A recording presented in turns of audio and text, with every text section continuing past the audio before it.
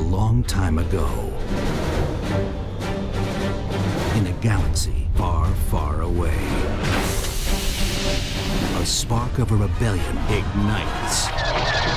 This fall, discover your destiny. Well, that was fun. Star Wars Rebels, this fall on Disney XD. Look, I work alone. Ezra's a kid that's been living on his own. He's a con artist, but he's only 14. He's had a little rough, but he never really feels bad for himself. He's very street smart, he's a pickpocket, he's a little thief, but he's doing it all because he needs to survive. Hey, the kid's gotta eat. He's not a bad kid, it's just what you do in this time. He's not wealthy enough to be taken care of, he's not wealthy enough to get off the planet. He doesn't really trust anyone, that's kind of his motto in life. Why would I risk my life for a bunch of strangers? People don't do that. He has that kind of hard edge at times, but he knows how to turn on the charm when it comes to getting what he wants, and he's just very charismatic. Like, I feel like people want to be his friend. Well, every little bit helps. He's been outrunning stormtroopers and fighting against the Empire his whole life. But he's not a rebel. That's not really what he's about yet. If he can steal from the Empire in small ways, great. He doesn't mind sticking it to them at all. In fact, he likes doing that. He always wants to get his hands on some of their tech, take it apart, mess with it. He's always stealing their helmets, because what kid wouldn't? Ezra is like, I just have a soft spot for him because he is the first character we came up with for the show. I'm always rooting for him. We see this whole series very much through Ezra's eyes. As his eyes get open to what the Empire is capable of, his eyes are open to the fact that there are people who care, who are trying to fight the good fight, and he becomes one of them. When he meets Kanan and the crew of the Ghost, it's kind of this opportunity to have a family, so it's a great choice that he makes to go along with them. To survive instinctively, every now and then when he's in a jam, he uses the Force. Now, he doesn't call it that. He doesn't know that's what he's doing.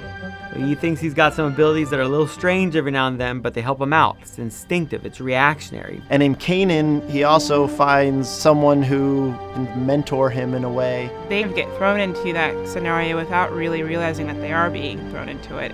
They need each other. Ezra will never become a Jedi without Kanan, and Kanan will never reclaim his status and become a Jedi Knight without Ezra. You doing okay, kid? You kidding? This is a blast!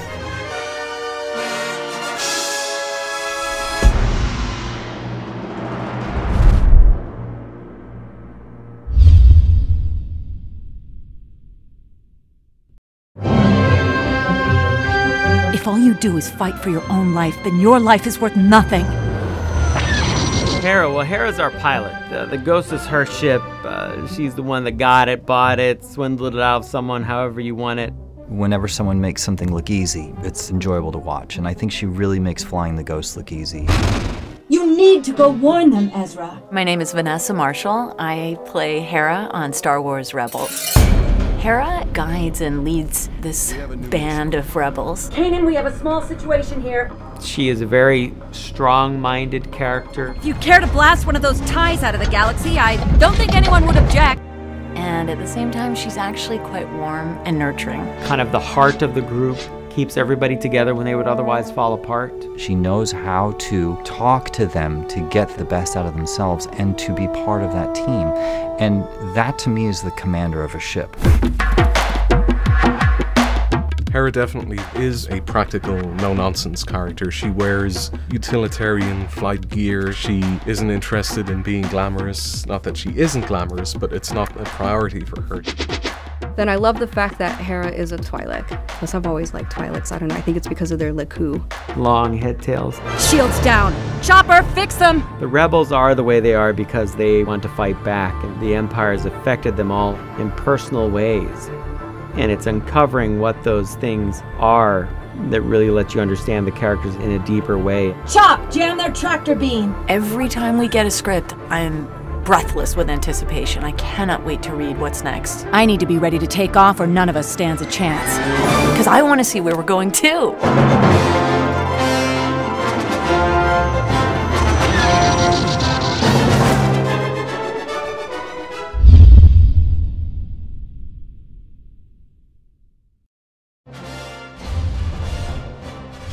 Get back up there and fix the shields. Well, Kanan, I like to call Kanan the Cowboy Jedi.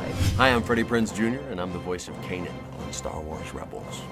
Kanan, I think, is the perceived head of this organization, of the crew of the Ghost. And when he tells you something, you got to do it. Don't stop. Push off now. Kanan has a lot of secrets, and he is very guarded about his past. He's a young man that's adrift. He has no structure. What I really like about Kanan is the fact that he is a Jedi, but he's not a Jedi in the traditional sense that we've had before on the show. He's a little bit more relaxed in the strict Jedi rules. You know, he's a little more rough around the edges. A strong character that has sarcasm. How about a little less attitude and a little more altitude?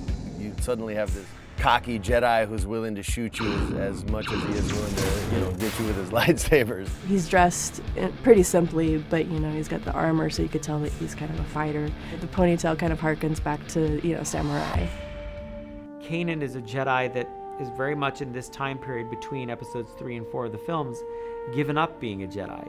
Was forced underground by Order 66 in essence, and hasn't acted as a Jedi. He's kept his lightsaber locked away. So he hasn't used it in a long time. He can't be obviously a Jedi, because if he is, he's going to get killed. And he's sort of forsaken the Jedi ways when all the Jedi were wiped out. He saw the destruction of his way of life at the hands of Darth Vader and the Empire, and he doesn't know how they can move forward and survive now as Jedi. Iron time, now! You'll start to see Kanan's abilities grow as well as he's starting to use forces and things that he hasn't in a long time. He's a gunslinger that needs to put the gun away and pick up the sword again and fight for noble causes and selfless causes. Whether it's with a lightsaber or a blaster, he's always willing to help out and take on the Empire. Kanan is pretty much the coolest guy in the universe.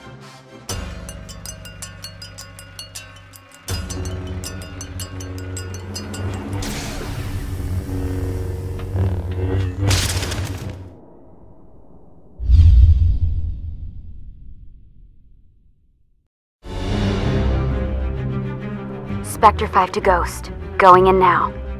Well, Sabine, now she's one I know the fans will be excited about as soon as I say this, but she's a Mandalorian. She is spunky, she's feisty, she's got a little bit of attitude. And with that comes a great understanding of weapons and arms, and she's definitely one that's turned against the Empire, and that's going to be to the Rebels' benefit. Get ready. 2, 1, now. She is very well versed in explosives, and she likes to blow things up. But she does it with flair because she's also an artist, so she's pretty rad.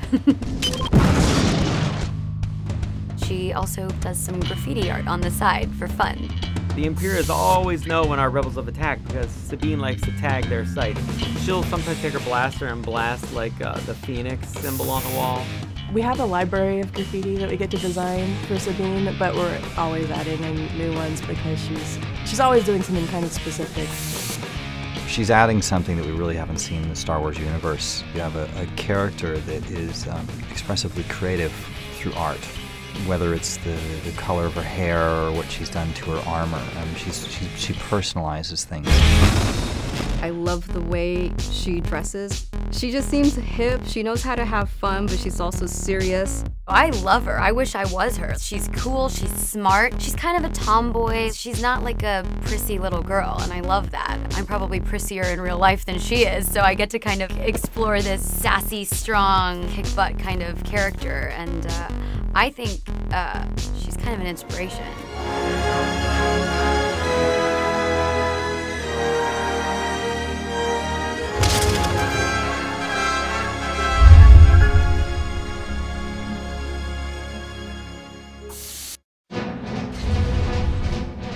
My name's Zeb, you love rat. Zeb, he's his own new alien species, and you could tell just from the size of him. He's the muscle of the group, but he's not just a dumb thug.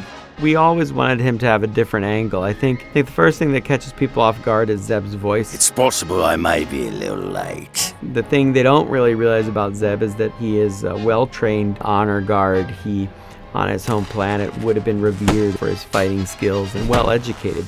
Zeb actually is pretty articulate and witty and funny. That sort of juxtaposed with what he looks like makes for an interesting character. My name is Steve Bloom, and I play the character of Zeb, also known as Garazeb Aurelios, but only to his mum. He's got a bit of a chip on his shoulder. He hates Chopper, can't stand him. Is starting to build a relationship with Ezra begrudgingly, I think. No way! You cannot be serious! All right, 107. Big as he is and educated as he is, he's not beyond mixing it up with Ezra. He's not beyond getting wrapped up in these childlike chases and games that Ezra kind of goads him into it. They're just fighting all the time, and they don't get along. They do work together. They have to work together a lot. Whoa. Kid, get out of the way! But then there's also a really true bond between them. You'll see that as the show kind of evolves, where Ezra starts sort of as the outcast, and then he kind of becomes involved in this family, and Zeb sort of plays that big brother role to him. I'm sure there are one or two bucketheads worth punching on the other side. Zeb loves to beat up stormtroopers. It's his favorite pastime. Take 2 stormtroopers' heads and just take them and bash them together. Wait, are you fighting stormtroopers? What makes you say that? We kind of wanted to have a lot of fun with him because he gets to do a whole lot of action kind of things, and we really get to use him in that way. And you'll see when he's fighting that he gets very physical. He uses his feet and his hands and all kinds of things. He was from a military background, so he is going to have military style moves and things. So similar to martial arts kind of stuff, he'll be probably the one who does that kind of stuff the most. I kind of like that he will take the quickest path or figure something out really quickly to get it done, whether it's use a big weapon or his fist.